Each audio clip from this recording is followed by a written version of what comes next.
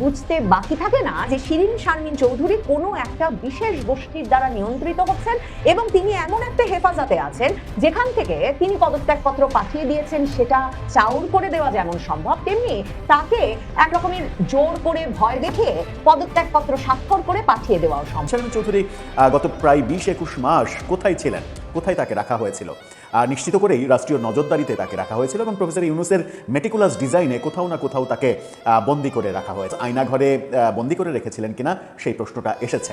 আজকে আমাদের পররাষ্ট্রমন্ত্রী ডক্টর খলিলুর রহমান প্রধানমন্ত্রীর পররাষ্ট্র বিষয়ক উপদেষ্টা হুমায়ুন কবিরকে সাথে নিয়ে ভারত সফরে গিয়েছেন এবং এই ভারত সফর খুবই গুরুত্বপূর্ণ। 3 দিনের এই সফর, 3 দিনের সফর শেষে তিনি ভারত থেকে মরিশাস যাবেন এবং সবথেকে চমক লাগানো খবর হচ্ছে যে একই বিমানে বাংলাদেশের পররাষ্ট্রমন্ত্রী এবং ভারতের বিদেশমন্ত্রী জয়শঙ্কর দুজনই একই সাথে একই বিমানে যাবেন। জাতীয় সংসদের সাবেক স্পিকার শিরিন শারমিন চৌধুরীকে মঙ্গলবার আদালত কারাগারে পাঠানোর আদেশ দেওয়ার পর ঘিরে আদালত চত্বরে হট্টগোল, জয় বাংলা স্লোগান। আওয়ামী লীগ আইনজীবীদের পাল্টাপাল্টি স্লোগান ও হট্টগোলের ঘটনা ঘটেছে। এ সময় অনেক আইনজীবীদের জয় বাংলা স্লোগান দিতে দেখা যায়। বাংলাদেশের নতুন সরকার ক্ষমতায় আসার পরই শুরু হয়েছে এক নীরব কিন্তু গভীর কূটনৈতিক খেলা। আর সেই খেলার প্রথম বড় মঞ্চ দিল্লি সফর। বিএনপি সরকারের গুরুত্বপূর্ণ দুই মুখ ডক্টর খলিলুর রহমান ও হুমায়ুন কবিরের দিল্লি সফর ঘিরে নড়ে চড়ে বসেছে ভারত। ভারত কি আওয়ামী লীগকে ফেরাতে বিএনপি সরকারের উপর চাপ তৈরি করবে, নাকি ডক্টর ইউনূস ভারতের প্রস্তাব যেভাবে ফিরিয়ে দিয়েছিল সেই একই পথে হাঁটবে বিএনপি? গ্রেফতারের পর যে বিষয়গুলো নিয়ে সবচেয়ে বেশি আলোচনা হচ্ছে, এতদিন কোথায় ছিলেন শিরিন শারমিন চৌধুরী? আত্মগোপন নাকি পরিকল্পিত নীরবতা? তিনি কি দেশে ছিলেন? আসসালামু আলাইকুম দর্শক, বাংলাদেশ নিউজ অ্যানালাইসের পক্ষ থেকে নতুন একটি নিউজ ভিডিওতে আপনাদেরকে স্বাগত। দর্শক, ইতিমধ্যে আপনারা খবরের অংশ বিশেষ দেখেছেন, তাই বুঝতে পারছেন আজকের ভিডিওটা কতটা গুরুত্বপূর্ণ। বিজ্ঞ বিশ্লেষণকার এই বিষয় নিয়ে আলোচনা করেছে, তাই সম্পূর্ণ ভিডিওটি না টেনে ধৈর্য সহকারে দেখলে মূল বিষয় বুঝতে পারবেন। তাই আমি আর কথা না বাড়িয়ে নিয়ে যাবো মূল ভিডিওতে। তার আগে বলবো, যারা এখন আমাদের চ্যানেলটি সাবস্ক্রাইব করেননি, এরকম আপডেট খবর পেতে আমাদের চ্যানেলটি সাবস্ক্রাইব করে পাশে থাকা বেল আইকনটি বাজিয়ে দেবেন। দর্শক, চলুন একটি লাইক দিয়ে ভিডিওটা শুরু করি। হচ্ছে যে প্রথম কথা, ভারত সরকার এই সফরটাকে ঘোষণাই করেনি আনুষ্ঠানিকভাবে। কারণ হচ্ছে, ঘোষণা না করার একটা বড় কারণ হচ্ছে, কারণ বাংলাদেশ থেকে প্রস্তাব এসেছিল তারা মরিশাস যাওয়ার পথে ভারত হয়ে যেতে চান। ফলে ভারত হয়ে যাচ্ছেন যখন, স্বাভাবিকভাবে ভারতের যারা উচ্চপদস্থ তার যারা কাউন্টার পার্ট তাদের সঙ্গে তিনি সাক্ষাৎ করবেন, তারা সময় দেবেন, এটা আশা করা যায় আর কি। সেই কারণেই আর অবশ্যই যেহেতু তারেক রহমান সরকার ক্ষমতায় আসার পর এই প্রথম কোন মন্ত্রী, উচ্চ পর্যায়ের মন্ত্রী আগ্রহ প্রকাশ করলেন ভারতে আসার জন্য, সেজন্য ভারত এটাকে ইতিবাচক ভাবেই দেখছে এবং তাদের প্রতি সম্মান দেখানোর, যেটা তুমি বলতে পারো, সম্মান নিশ্চয়ই তাকে দেখানো হবে। কিন্তু বাংলাদেশের পক্ষ থেকে আমি যেটা দেখলাম, তার যে ভারতের যে সফর দুদিনের বলতে গেলে অ্যাকচুয়ালি ২ টি রাত। কারণ আজকে তিনি পৌঁছাবেন সন্ধ্যাবেলায় এবং রাতে সম্ভবত অজিত ডোভালের সঙ্গে বৈঠক হতে পারে। এই বৈঠকটি বেশি গুরুত্বপূর্ণ এবং রাজনৈতিক বৈঠক হতে পারে। আগামীকাল তার আরকি সারাদিনে যে প্রোগ্রাম এখন পর্যন্ত আছে, সেটা হলো তিনি পররাষ্ট্রমন্ত্রী জয়শঙ্করের সঙ্গে পররাষ্ট্র মন্ত্রণালয়ে বৈঠক করবেন। মানে সরকারি বৈঠক হলে সেটা হায়দ্রাবাদ হাউসে হয়ে থাকে, এটা হায়দ্রাবাদে যে হচ্ছে না। এবং তিনি বাণিজ্যমন্ত্রী পীযূষ গোয়েলের কাছে যাবেন এবং একই রকমভাবে তিনি পেট্রোলিয়াম মন্ত্রী হরদীপ সিং পুরীর সঙ্গে সাক্ষাতের চেষ্টা চলছে আমি শুনেছি। যদি হরদীপ পুরী অন্য কোনো কাজে ব্যস্ত না থাকেন, নিশ্চয়ই তার সাক্ষাৎ হতে পারে। সেটা আমি গতকাল রাত পর্যন্ত জানি, সেই সাক্ষাৎকারটা এখনো নিশ্চিত হয়নি। হয়তো হয়ে যাবে আরকি, আশা করছি। কিন্তু যেটা গুরুত্ব নিশ্চয়ই এই বিষয়টার মধ্যে আওয়ামী লীগ বা ইত্যাদি প্রসঙ্গ থাকতে পারে। কিন্তু বাংলাদেশের পক্ষ থেকে এই সফরটাকে অত্যন্ত গোপনীয়তার মোড়কে আ প্রায় বলা যায় আটকে রাখা হয়েছে। প্রায় কোন জায়গাতেই এদের সঙ্গে সাংবাদিকদের কথা বলার কোন সুযোগ নাই। এবং তারা চাইছিল না কথা বলতে, যেটা শুনেছি। তারা আগামীকাল সকালে মা হাই কমিশনার রিয়াজ আব্দুল্লাহর বাড়িতে তার পছন্দের কিছু সিনিয়র সাংবাদিকদের তিনি আমন্ত্রণ করেছেন এবং এটাও জানা গেছে সেটাও অফ দ্য রেকর্ড। মানে সেখান থেকে কোনো কথাবার্তা যা আলোচনা হতে পারে সেটা বাইরে প্রকাশও করা হবে না। এরকম আরকি। এই একটা গোপনীয়তা যে রাখা হচ্ছে, এটা থেকেই মনে হয় যে আ এই সফরের খুব মানে জাঁকজমক কিংবা যাকে বলা যায় চমক বা কোনো বড় ঘোষণা, এরকম কিছু আশা করছি না। আমরা অন্তত করছি না। কারণ এইটাকে একটা ট্রানজিট ভিজিট, এবং যে কারণে বৈঠকটাকে তুমি যদি কূটনৈতিক ভাষায় বলো, তাহলে এটা হবে একটা সৌজন্যমূলক বৈঠক। এটা অফিসিয়াল দ্বিপাক্ষিক বৈঠক নয়। তবে এই ১ম যেহেতু বৈঠক হচ্ছে তারেক রহমান সরকার আসার পর, আমার আমি সামগ্রিকভাবে যা কথা বলে যেটা বুঝেছি, সেটা হচ্ছে যে এরা একে অপরকে বোঝা, জানা এবং ভবিষ্যতে কিভাবে দুই দেশের সম্পর্ক মোড় নিতে পারে সেই বিষয়ে একটা রোড ম্যাপ নিয়ে হয়তো আলোচনা হতে পারে সর্বস্তরে। আর এই মুহূর্তে বাংলাদেশের প্রয়োজন যেগুলো রয়েছে, আশু প্রয়োজন সেটা হচ্ছে বাণিজ্য সংক্রান্ত যে বাধাগুলো রয়েছে সেগুলোকে প্রত্যাহার করা এবং একই সঙ্গে ডিজেলের যে ক্রাইসিস, ভারতেও ডিজেলের চাহিদা প্রচুর। এখন এই মুহূর্তে কতটা ভারত দিতে পারবে এই নিঃসন্দেহে, যেটা ৭,০০০ টন যাচ্ছে, ১,০০০ টন হয়তো বড়জোর বাড়তি হতে পারে। কিন্তু বাংলাদেশের যে দাবি যে ৫০,০০০ টন দেওয়া, সেটা হয়তো দেওয়া এখন হবে কিনা আমার সন্দেহ হয়। তাই ভারত তার নীতির কোনো পরিবর্তন করেনি। ভারত মনে করে বাংলাদেশে একটা ইনক্লুসিভ পলিটিক্স হওয়া উচিত এবং তাতে বৃহত্তম রাজনৈতিক দল তার নিষেধাজ্ঞা প্রত্যাহার হওয়া উচিত এবং সেটা বাংলাদেশের মানুষ তারপরে পছন্দ করে নেবেন। তারা তাকে পছন্দ করবেন কি করবেন না। কিন্তু জোর করে কোনো নিষেধাজ্ঞা চাপিয়ে দেওয়া, তারেক রহমান স্বয়ং বলেছিলেন তিনি নিষেধাজ্ঞায় বিশ্বাস করেন না।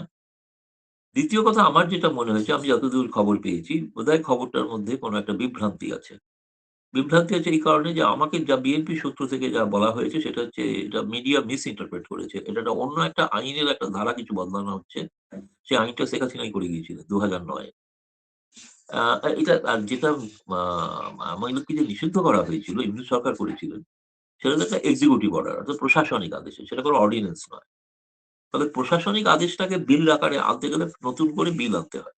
কিন্তু সেটা করবে কিনা আমার খুব সন্দেহ আছে। আর এটা করলে ভারত কেন পৃথিবীর কোন দেশ সমর্থন করবে না। একটা বৃহত্তম রাজনৈতিক দলকে নিষিদ্ধ ঘোষণা করে, বিএনপিকে তো আর কখনোই নিষিদ্ধ ঘোষণা করেনি আওয়ামী লীগ। তাদের প্রতি হয়তো অন্য অনেক অন্যায় হয়ে থাকতে পারে। তাদেরকে গণতান্ত্রিক সুবিধা হয়তো দেওয়া হয়নি। অধিকার তাদের হয়তো বঞ্চিত হতে হয়েছে।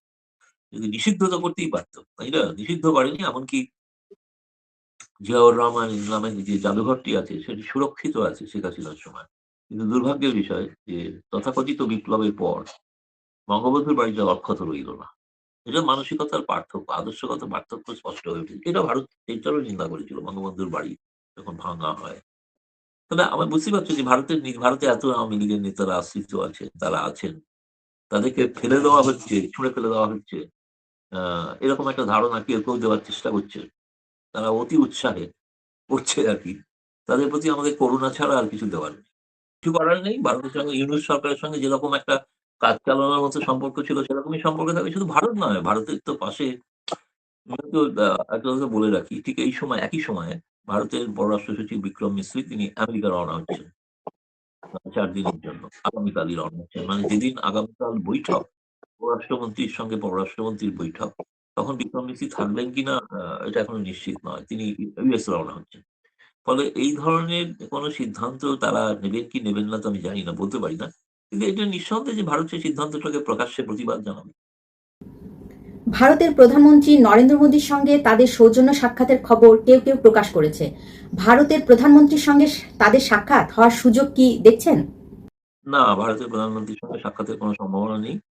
কারণ এটা উনি একটা মাঝপথে ব্রেকের ভিজিট। ব্রেকের ভিজিটে এমন কোনো উন্নততর কোনো সম্পর্ক এক্ষুনি কাল আগামী কয়েক মাসের মধ্যে ঘটে যাবে এমন কোনো ইঙ্গিতও নেই। ফলে প্রধানমন্ত্রীর সঙ্গে সাক্ষাৎটা তো হলে ধরে নিতে হবে যে কোনো একটা মানে আ সম্পর্কে কোনো ব্রেক থ্রু হতে চলেছে। কিন্তু সেই ব্রেক থ্রু বলতে ২ প্রধানমন্ত্রীর আ যেমন এই সফরেতে খুব একটা যে যেমন অনেকেই হয়তো প্রকাশ করেছে, লেখা হয়েছে স্বাভাবিকভাবে ভারতেও প্রকাশিত হয়েছে। এই গঙ্গা চুক্তি নিয়ে আলোচনা হতে পারে। গঙ্গা চুক্তি নিয়ে এই মুহূর্তে কোনো আলোচনা, তার কারণ হচ্ছে যে পশ্চিমবঙ্গে নির্বাচন আছে। আর পশ্চিমবঙ্গে নির্বাচিত সরকারের মত ছাড়া কোনো কিছু নদী সংক্রান্ত কোনো সিদ্ধান্ত হবে না। ফলে আপাতত নির্বাচন পর্যন্ত এই বিষয়ে কোনো আলোচনা করেও কোনো লাভ নেই। চুক্তির নবায়ন হয়তো প্রয়োজন আছে। কিন্তু সেটা তো এবছরের শেষ পর্যন্ত সময় আছে। কোনো কারণে গঙ্গা চুক্তি নবায়ন করতে গেলে তার যে তথ্য যেগুলো প্রয়োজন, তথ্য ইউনূস সরকারের আমলে শুরু হলেও সেটা কিন্তু বন্ধ হয়ে গিয়েছে। আর শুরু হয়নি নতুনভাবে। তো সেই মানে পানি প্রবাহের যে তথ্যটা হাইড্রোলজিক্যাল ডাটা সেগুলো এখনো সম্পূর্ণ যুক্ত হয় শুরু এখনো হয়নি। ফলে সেগুলো শেষ হলে তারপরে চুক্তির প্রশ্ন। ফলে চুক্তি মানে চুক্তি পুনর্নবীন। আর যদি কোনো কারণে সেটা শেষ না হয় তাহলে পুরনো যে চুক্তিটা আছে অর্থাৎ শেখ হাসিনা যে চুক্তিটা করে গিয়েছিল সেই চুক্তিটাই বহাল থাকবে। শারমিন চৌধুরী গত প্রায় ২০-২১ মাস কোথায় ছিলেন, কোথায় তাকে রাখা হয়েছিল, নিশ্চিত করেই রাষ্ট্রীয় নজরদারিতে তাকে রাখা হয়েছিল এবং প্রফেসর ইউনূসের মেটিকুলাস ডিজাইনে কোথাও না কোথাও তাকে বন্দি করে রাখা হয়েছিল। যদিও প্রফেসর ইউনূসের আমলে আমরা শেখ হাসিনা আমলের আয়নাঘরের গল্প শুনেছি, যে আয়নাঘর তৈরি করা হয়েছিল, সেখানে গুম করে রাখা হয়েছিল, সেখানে বন্দি করে রাখা হয়েছিল। কিন্তু শিরিন শারমিন চৌধুরীকে প্রফেসর ইউনূস কোনো একটা নতুন মেটিকুলাস আয়নাঘরে বন্দি করে রেখেছিলেন কিনা সেই প্রশ্নটা এসেছে। আপনারা সবাই জানেন যে শিরিন শারমিন চৌধুরী গত ভোরে গ্রেপ্তার হয়েছেন এবং তারপরে তাকে কারাগারে পাঠানো হয়েছে।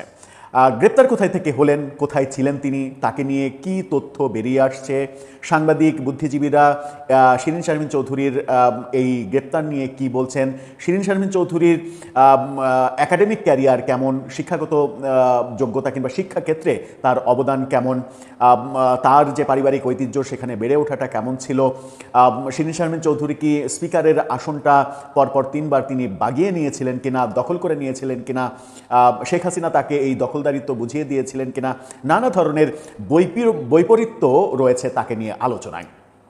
শিরিন শারমিন চৌধুরী মূলত কোথায় ছিলেন, তাকে নিয়ে কি কথা হচ্ছে, আদালতে কি হলো।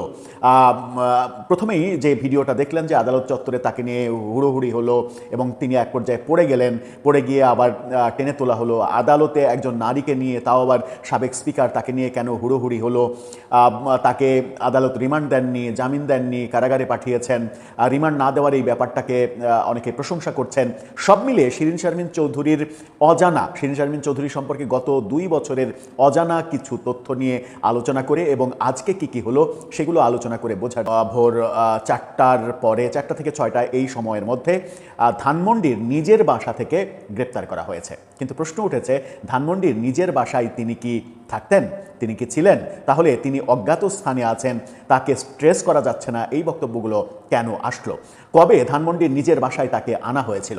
তাকে কি গ্রেপ্তারের জন্য গত রাতেই ধানমন্ডির নিজের বাসায় আনা হয়েছে, তারপরে ধানমন্ডির বাসা থেকে তাকে গ্রেপ্তার করা হয়েছে? প্রফেসর ইউনূস সরকারের আমলে যে মেটিকুলাস ডিজাইন দেখেছিলাম সালমান এফ রহমান এবং সাবেক আইনমন্ত্রী আনিসুল হককে ওই সদরঘাটে গ্রেপ্তার করার যে ঘটনা, এবং আনিসুল হকের সাথে Salman F Rahman, clean shape Salman F Rahman, তাকে চেনাই যাচ্ছিল না, এরকম একটা ডিজাইন করে গ্রেপ্তারের নাটক আমরা দেখেছিলাম। সেরকম নাটক যে বিএনপি সরকার মঞ্চায়ন করেনি, এর জন্য অনেকে ধন্যবাদ জানাচ্ছেন। কিন্তু প্রশ্ন উঠেছে যে তিনি তো প্রথমে সেনানিবাসে ছিলেন, তারপরে এই দীর্ঘ সময় 20-21 মাস তিনি কোথায় ছিলেন? গ্রেপ্তারের সময়কার যে ছবিগুলো সামনে এসেছে, সেই দুটো ছবি প্রথমে আপনাদেরকে দেখাতে চাই। একটা 3 জন পুলিশ দাঁড়িয়ে আছেন, তিনি চেয়ারে বসে আছেন, এটা সম্ভবত গ্রেপ্তারের পর তার বাসার ছবি। আরেকটা ছবি দেখাতে চাই, সেটা হচ্ছে যে এটা রাতের, বোঝা যাচ্ছে গ্রেপ্তারের পর তাকে নিয়ে আসা হচ্ছে, এটা রাতের অন্ধকারে খুবই বিধ্বস্ত অবস্থায় তাকে দেখা যাচ্ছে। একটি ছবি সামাজিক যোগাযোগ মাধ্যমে ছড়িয়ে পড়েছে, যেখানে স্পিকারের আসনে বসে শিরিন শারমিন, গ্রেপ্তার হওয়ার পরে চেয়ারে বসে শিরিন শারমিন চৌধুরী, এবং চেয়ারে বসা অবস্থায় 2 হাত এভাবে করে যেটা রেখেছিলেন সেই হাতের ক্লোজ শট দেখা যাচ্ছে। এবং সেই হাতের দিকটা আপনারা খুব ভালো করে দেখুন, সেই হাত দেখলে বোঝা যায় যে কতটা শীর্ণকায় জীর্ণকায় হয়ে গেছেন তিনি। তার মানে বিগত 20-21 মাসে তিনি স্বাধীন ছিলেন না কিংবা ভালো ছিলেন না, তাকে কোনো না কোনোভাবে প্রফেসর ইউনূস কোনো একটা আয়না ঘরে বন্দি করে রেখেছিলেন। এটা তার শারীরিক অবস্থা দেখেই বোঝা যাচ্ছে। একটা মানুষ যদি মোটামুটি শারীরিকভাবে স্বাচ্ছন্দ্যে থাকেন, তাহলে এরকম শিরিন শারমিন চৌধুরী তো বেশ স্বাস্থ্যবান একজন মহিলা, তার এরকম জীর্ণকায় শীর্ণকায় অবস্থা হওয়ার কথা নয়। এটা নিয়েও সামাজিক যোগাযোগ মাধ্যমে বিস্তর লেখালেখি হচ্ছে। কিন্তু 2টা লেখা নিয়ে আপনাদের সঙ্গে আলোচনা করতে চাই। সাংবাদিক আনিস আলমগীর তিনি পোস্ট দিয়েছেন ফেসবুকে, সেই পোস্টটা দেখে নিন। সেই পোস্টে তিনি লিখেছেন, ডক্টর শিরিন শারমিন চৌধুরীকে আজ আটকের পর আদালত রিমান্ড নামঞ্জুর করে জেল হাজতে পাঠিয়েছে, এটা একটা স্বস্তির বিষয়। এখন তার বিরুদ্ধে লালবাগের দায়ের করা মামলায় যেন তিনি সুষ্ঠু বিচার পান, সেই প্রত্যাশা করি। পাশাপাশি অবিলম্বে তার জামিনও দাবি করছে। সেই সঙ্গে বলতে চাই, জনগণ আর বিশ্ব বাটপার ডক্টর মোহাম্মদ ইউনূসের ডাস্টবিন সরকারের আচরণ দেখতে চায় না। জনগণের প্রত্যাশা, প্রধানমন্ত্রী তারেক রহমানের নেতৃত্বে রাজনীতি হবে আরও সংযত, মানবিক ও ন্যায়ভিত্তিক, যেখানে প্রতিহিংসা নয়, শিষ্টাচারী হবে মূল পার্থক্য। অন্যায়কে প্রতিশোধ দিয়ে নয়, ন্যায় দিয়ে পরাজিত করাই হোক উত্তম রাজনীতির স্থায়ী মানদণ্ড, যা ভবিষ্যৎ প্রজন্মের জন্য একটি ইতিবাচক রাজনৈতিক সংস্কৃতি প্রতিষ্ঠা করবে। খুবই ভালো একটা উপদেশমূলক লেখা লিখেছেন বর্তমান প্রধানমন্ত্রী তারেক রহমানের উদ্দেশ্যে, এবং আদালতকে ধন্যবাদ জানিয়েছেন যে একজন মহিলা এবং সাবেক স্পিকার, যার বিরুদ্ধে কোনো ধরনের কোনো বড় অভিযোগ নেই, যে মামলা করা হয়েছে লালবাগে, রাজধানীর লালবাগে এবং রংপুরে 2টো মামলা করা হয়েছে, সেই মামলাগুলোও ভুয়া মামলা অনেকে বলেন। এই মামলার সঙ্গে তার কোনো সংযোগ নেই, কিন্তু মামলা যেহেতু আছে, তাকে গ্রেপ্তার করেছে রাষ্ট্র সরকার, গ্রেপ্তার করবে, এটাই স্বাভাবিক। কিন্তু গ্রেপ্তার করার আগে তদন্ত করে এই মামলাগুলো তার সংশ্লিষ্টতা আছে কিনা সেটা যাচাই বাছাই করলে বোধহয় স্পিকারের যে আসনটা, সেই আসনটাকে একটু সম্মান জানানো হতো কিংবা সম্মান জানানো যেতে পারত। আরেকটি পোস্ট আপনাদেরকে দেখাতে চাই, সেটা হচ্ছে যে সেই পোস্টটা দিয়েছেন আহসান কবির, বিশিষ্ট কবি এবং অভিনেতা, লেখক, ঔপন্যাসিক। তিনি মানে একটা পোস্ট দিয়ে দারুণ একটা ব্যাপার লিখেছেন, যে লেখাটায় শিরিন শারমিন চৌধুরীকে নিয়ে যত আলোচনা, সেই আলোচনার মধ্যে সব থেকে বেশি আমার আকর্ষণীয় মনে হয়েছে। সেই পোস্টটা দেখে নিন, 2টি ধাপে পোস্টটা দেখে নিন। শিরিন শারমিন চৌধুরীর ছবি সহ, যেহেতু বড় পোস্ট একবারে স্ক্রিনশট নেওয়া সম্ভব হয় না, সেই কারণে 2টো স্ক্রিনশটে আপনারা দেখে নিন। শিরিন শারমিন চৌধুরীর ছবি সহ এবং পুরোটা তার লেখার একটা স্ক্রিনশট। সেখানে তিনি লিখছেন, চৌ অর্থাৎ শিরিন শারমিন চৌধুরী এর রেকর্ড ও দখলদারিত্ব। তিনি ব্যঙ্গ লিখতে খুবই ওস্তাদ, সেই কারণে ব্যঙ্গ করে তিনি লিখেছেন এবং সেই লেখাটা যথেষ্ট মজার। আপনারাও পড়ে দেখতে পারেন। আপনাদের জন্য শোনাচ্ছি সেই লেখাটা। শিরিন শারমিন চৌধুরী একজন রেকর্ডধারী ও দখলদার মানুষ। 1983-তে এই এসএসসি, 85-তে এইচএসসি পরীক্ষায় মেধা তালিকায় শীর্ষ পদের একটা দখল করেছিলেন। তিনি বাংলাদেশের প্রথম নারী স্পিকার, পরপর 3বার স্পিকারের দায়িত্ব পালন করেছেন। কেউ কেউ এটাকেও নির্দ্বিধায় দখল বলতে পারবেন শেখ হাসিনার কল্যাণে তিনি এই পদটি দখল করতে পেরেছিলেন। তিনি এমপির পদও দখল করতে পেরেছিলেন। গ্রেপ্তার হওয়ার পরেও উনি রেকর্ড গড়েছেন। বাংলাদেশের ইতিহাসে এই প্রথম কোনো স্পিকার ফৌজদারি অপরাধে গ্রেপ্তার হলেন। এর আগেও শেখ রাজ্জাক আলী স্যার ও শ্রদ্ধেয় মির্জা গোলাম হাফিজ গ্রেপ্তার হয়েছিলেন, তবে ভিন্ন কারণে ছিল সেটা। এর আগে কোনো স্পিকার খুনের মামলায় জড়িয়েছেন বলে জানা যায়নি, তবে শিরিন শারমিন চৌধুরীর বিরুদ্ধে খুনের মামলা দিয়েছিল বিশ্ব বাটপার ইউনূস সরকার। এই একটা জায়গায় মানে আসামি হবার ক্ষেত্রে তিনি কোনো দখলের আশ্রয় নেননি কিংবা নিতে পারেননি। প্রিয় দর্শক, আশা করি সম্পূর্ণ ভিডিওটি ধৈর্য সহকারে দেখেছেন এবং মূল বিষয় বুঝতে পেরেছেন।